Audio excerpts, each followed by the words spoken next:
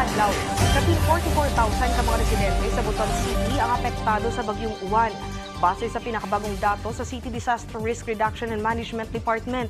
Base sa report, miabot sa 33 ka barangay sa Dakbayan ang apektado sa bagyo. Ang maong mga barangay nakatala og kadaot sama sa pagbaha, pagdahili sa yuta, coastal flooding ug mga kahoy nga natumba. Anaa sa 3,615 ka pamilya o 13,309 ka tawo ang gipabakwit sa lokal nga kagamanan aron malayo sa peligro. Samtang padayon ang pagtabang sa City Social Welfare and Development Department kung CSWDD din ana-ana sa 2,435 ka mga pamilya ang nahatagan og relief goods. Base sa inisyal nga assessment, miabot sa kapin 4 million pesos ang kadaot sa sektor sa agrikultura. Samtang 21 kabalay ang nadanyos tungod sa epekto sa bagyo.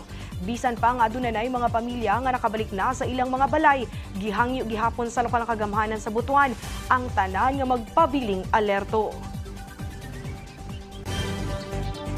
Niabot na kagahapon sa buntag, Nobyembre 9 sa kasamtangang tuig, ang 15,000 ka mga family food packs nga gikan sa Department of Social Welfare and Development kon DSWD 10 ug 11 sa Fort Puyohon Warehouse sa Butuan City. Ang maong mga food packs gipadala isip augmentation support alang sa mga apektado sa bagyong Tino ug Uwan. Sanglit pipila ka lugar sa rehiyon ang naapektuhan sa maong mga bagyo. Ang distribusyon niini pahigayon sa tabang sa lokal nga kagamhanan aron masiguro nga paspas nga makaabot ang maong mga hinabang sa mga nanginahanglan. Mapasalamaton hinuon ang DSWD Caraga sa DSWD 10 ug 11 sa ilang paspas nga pagresponde ingon man tabang sa mga naapektuhan sa bagyo.